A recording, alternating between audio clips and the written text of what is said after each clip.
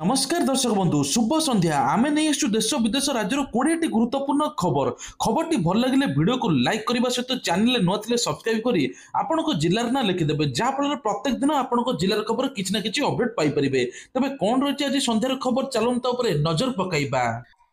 प्रथम खबर लघुचाप आणुची प्रबल वर्षा अलर्ट कला भारतीय पाणीपाग विभाग। तबे आउ गोटे लघुचाप आसुची दक्षिण पश्चिम बंगोपसागर सृष्टि होइतिबा आउ एक लघुचाप क्षेत्र में प्रबल वर्षा संभावना। आज काली तमिलनाडु प्रबल अति प्रबल वर्षा हेबो। आसंता काली दक्षिण उपकूल आंध्र प्रदेश एवं रायसीमा अंचल में प्रबल वर्षा हेबो। भारतीय पाणीपाग विभाग पक्षरु एने सूचना जारी करा जायछि। आवश्यक नथिले बाहर को यात्रा न करिया पे परामर्श दैछन्ति आईएमडी। वर्षा समय सुरक्षित स्थान को रही अलर्ट करिछि पाणीपाग विभाग। विशेष कर एबे पुणी आउ गोटे लघुचाप क्षेत्र सृष्टि होउछि। परवर्ती खबर रही पारादीप रे विमान दुर्घटना उद्धार कौशल प्रदर्शन अभ्यास बेले सामिल है वायुसेना विमान। विशेषकर कहुच्छे अभ्यास समय विमान दुर्घटना होती जहाँफल यह अवसर कोस्टगार्ड आलोजी एवं इकबाल सिंह चौहान कहते प्रति वर्ष आंचलिक अनुसंधान उद्धार अभ्यास कर मानक परिचालन प्रणाली अन्य एजेंसी गुड़िक सहित समन्वय जांच करने गतकाली अभ्यास उत्तर पूर्वर प्राय समस्त बड़ जहाज सामिल होते 2टी ओपीवीएस और 4टी ओपीवीएस 2टी छोट जहाज सामिल होते सहित लाइव राफ्ट खसाइबा वायुसेनार विमान सामिल होता समुद्र रे कौन प्रकार विमान दुर्घटना घटले तार किपरि स्थानांतरण करा से नहीं अभ्यास करा। परवर्ती खबर होची भत्ता टंका पई पिशाच साजिला पुओ बापार जीवन नेबा को पछाइलानी। भत्ता टंका पई जन्म कला बापा को मध्य हत्या कला पुओ। गंजाम जिला कवि सूर्य नगर थानार बरडा गाँव जघन्य हत्याकांड घटिछि। मृतक हेले पद्मनाभ साहू। भत्ता टंका पई पुओ हत्या करिछि। अभियुक्त पुओ को अटक रखी पुलिस मध्य तदंत करुछि। तबे जणा पड़े जे बापा को प्रति भत्ता टंका प्रति मासरे मागे आ शेषर रागी दे बापा को ऊपर मध्य हत्या करिछि एई पुओ। परवर्ती खबर होची IPL 2026 Indian premier league season 19 रे नीलाम तारीख घोषणा करा जायछि। आईपीएल 2026 नीलाम संपर्क रे बड़ घोषणा करिछि बीसीसीआई। डिसेंबर 16 रे आबु धाबी रे मध्य ऐतिहाद आरण्य अनुष्ठित हेबो। तृतीय थर पई बीसीसीआई भारत बाहर मध्य नीलाम करिवो। तबे पूर्व 2024 रे नीलाम दुबई रे अनुष्ठित होइतिला। 2025 रे जेद्दा रे 2 दिन नीलाम थिला। आ एबे मध्य 2026 रे केवल गोटे दिन सप्ताह अच्छी कारण एक क्षुद्र नीलामी प्रक्रिया सीमित खेलाड़ी को नहीं हेबो। गोटे दल सर्वाधिक 25 जन खेलाड़ी रखिपारे। तेबे नीलामी पूर्व समस्त दल सेमानकर किछि खेलाड़ी को मुक्त कर दैछन्ति। एबे वर्तमान डिसेंबर 16 तारिख रे अवशिष्ट स्लॉट पई बिड करिवे। परवर्ती खबर होची ह्यूमन सागर को स्वास्थ्य अवस्था संकटापूर्ण आगामी 72 घंटा अत्यंत गुरुत्वपूर्ण। भेंटिलेटर हॉलीवुड सिंगर ह्यूमन सागर किछि दिन पूर्व मध्य अभिजीत मजुमदार थिले एम्स हॉस्पिटल भर्ती होइथिले।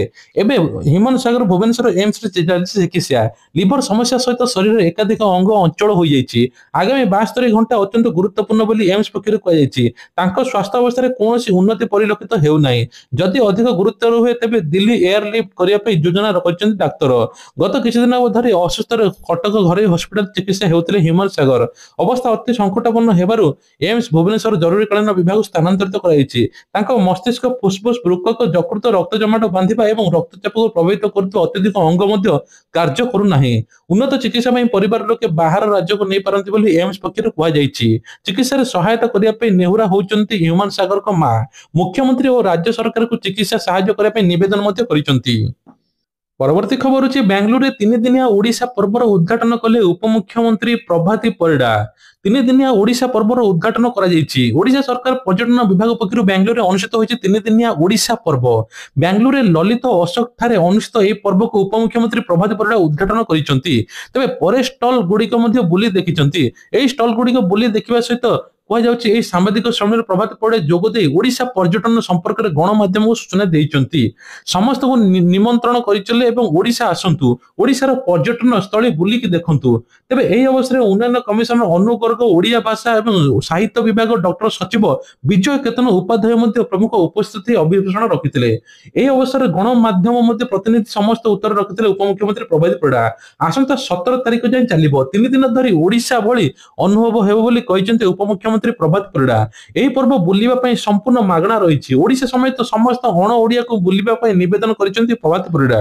ପରବର୍ତ୍ତୀ ଖବର ହେଉଛି ନଭେମ୍ବର 16 ବା ଆଜି ଜାତୀୟ ପ୍ରେସ୍ ଦିବସ। ଏହି ଦିନ ଗଣମାଧ୍ୟମ ସ୍ୱାଧୀନତା ଓ ସମାଜ ପ୍ରତି ଦାୟିତ୍ୱର ପ୍ରତୀକ ଥିଲା। ଆଜି ଦିନରେ ପ୍ରେସ୍ କାଉନସିଲ ଅଫ୍ ଇଣ୍ଡିଆ କାର୍ଯ୍ୟ ଆରମ୍ଭ ହୋଇଥିଲା।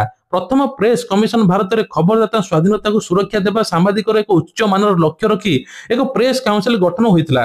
ଏହା ଫଳସ୍ୱରୂପ 4 ଜୁଲାଇ 1966 ଭାରତ ପ୍ରେସ୍ କାଉନସିଲ ପ୍ରତିଷ୍ଠା ହୋଇଥିଲା। 16 ନଭେମ୍ବର 1966 ଏହାର ଆଇନଗତ କାର୍ଯ୍ୟ ଆରମ୍ଭ ହୋଇଥିଲା। ସେବେଠାରୁ ଦେଶର 16କୁ ମଧ୍ୟ ପ୍ରତିବର୍ଷ ଗଣମାଧ୍ୟମ ଦିବସ ଭାବେ ପାଳନ କରାଯାଇଥାଏ। ପରବର୍ତ୍ତୀ ଖବର ହେଉଛି ରୋଗୀ ଦେଖୁ ଦେଖୁ ଟଳି ପଡ଼ିଲେ ଏହି ଡାକ୍ତର ଜଣକ। ଏମିତି ବି ମୃତ୍ୟୁ ଆସେ। ରୋଗୀ ଦେଖୁ ଦେଖୁ ଡାକ୍ତରଖାନାରେ ନିଜେ ଟଳି ପଡ଼ିଛନ୍ତି ଡାକ୍ତର। ନୀଳଗିରି ଉପଖଣ୍ଡ ହସ୍ପିଟାଲ ଆସିଲା ଅଭାବନୀୟ ଖବର। ଡ୍ୟୁଟି ବେଳେ ହୃଦଘାତର ଶିକାର ହୋଇଛନ୍ତି ଡାକ୍ତର ତ୍ରିନାଥ ପାଲ, ଯାହାକୁ ନେଇ ଡାକ୍ତରଖାନାରେ ଶୋକର ଛାୟା ଖେଳିଯାଇଛି। ତେବେ ସୂଚନା ଅନୁଯାୟୀ ସବୁଦିନ ଭଳି ଆଜି ସକାଳେ ମଧ୍ୟ ସ୍ତ୍ରୀ ପ୍ରସୂତି ବିଭାଗର ଡାକ୍ତର ତ୍ରିନାଥ ପାଲ ରୋଗୀଙ୍କୁ ଦେଖୁଥିଲେ। ତାଙ୍କର ଓପିଡିରେ ଡ୍ୟୁଟି ଥିଲା। ଏହି ସମୟରେ ଛାତିର ଯନ୍ତ୍ରଣା ଅନୁଭବ କଲେ। ହଠାତ୍ ଅସୁସ୍ଥ ଅନୁଭବ କରିବାରୁ ରୋଗୀଙ୍କୁ ଛାଡି ସେ ତୁରନ୍ତ ଡାକ୍ତର ଗୃହ ବାଥରୁମରେ ଯାଇଥିଲେ। କିଛି ସମୟରେ ନ ଆସିବାରୁ ଅନ୍ୟ ଡାକ୍ତର ଫୋନ କରିଥିଲେ, ହେଲେ ଫୋନ ଉଠାଇ ନଥିଲେ।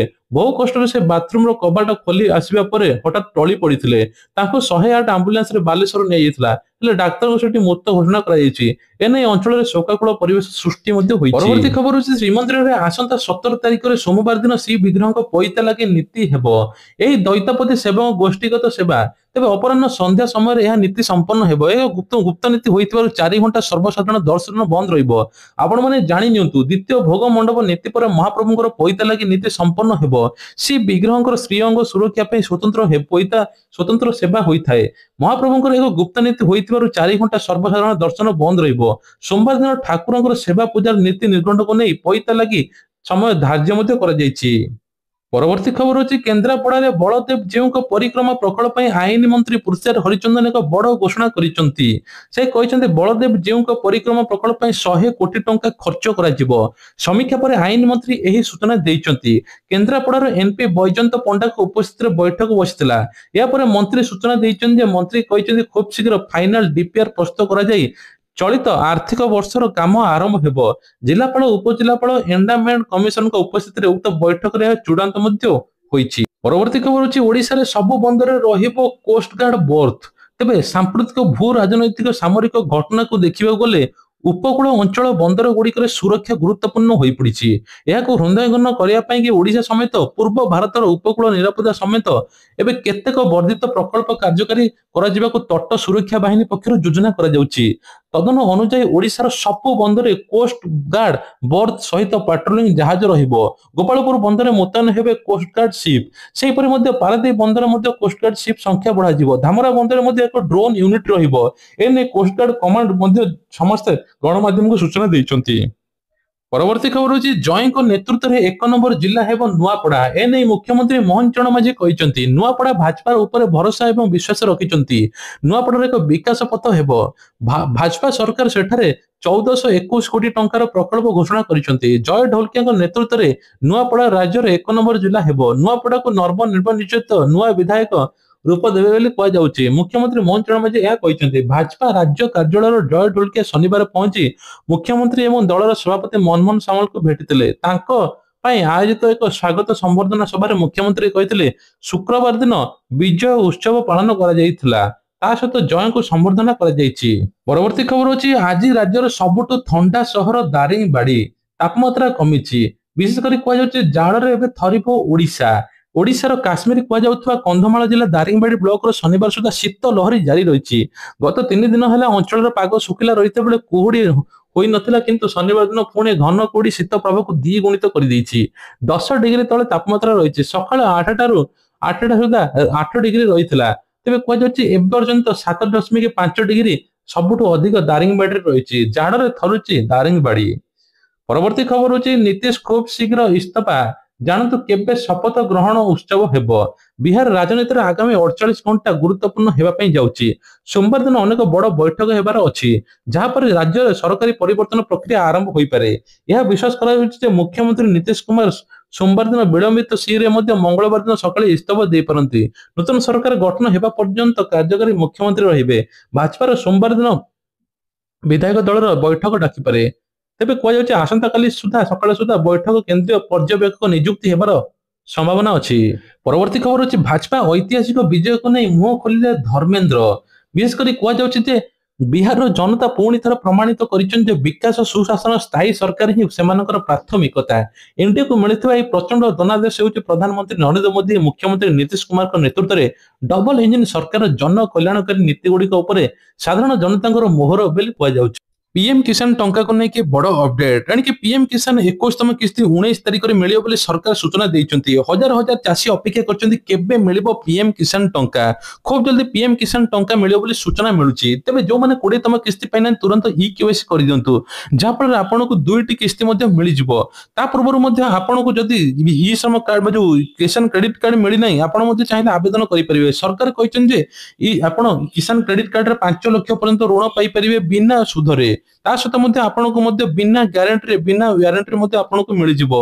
तबे ता पूर्व आपन माने आउ गोटे काम करिवे आपन को स्टेटस देखिबे आपन जदी एलिजिबल अछन ताल निश्चित आपन को मिलि जिवो। सेपटे उद्योगपति मानक पय 10 लाख परिवर्ते 20 लाख वृद्धि करिसंती सरकार। एमएसएमई योजना रे मध्ये मोदी सरकार यह घोषणा करिसंती। सेही सुभद्रा योजना को लेकिन बड़ अपडेट सुभद्रा चतुर्थ किस्ती मिलिया जाऊँगी। जो मैंने किस्ती पाई ना से दुईटी किस्ती पाइबे। जो मानक 60 वर्ष जे से बाद पड़ो से भत्ता टंका सामिल हे। जो मानक 21 वर्ष जे से आवेदन करेंगे पोर्टाल खोला अच्छी। एने उपमुख्यमंत्री प्रभात परिड़ा सूचना देते सुभद्रा को जाकि जो मान रिजेक्ट होती जो मैंने प्रकृत योग्य नुहति मिल ना एथर अयोग्य ना कटो। अंगनवाड़ी कर्मी मैंने भेरिफिकेशन कर गाँ गाँ बुलिकी। तेज कहुचे सुभद्रा चतुर्थ किस्ती खूब जल्दी आसापी जाऊँगी। ये आज देश विदेश राज्यर खबर जदि भल लगी लाइक करेंगे चैनल नुआ सब्सक्राइब करदे। जय जगन्नाथ।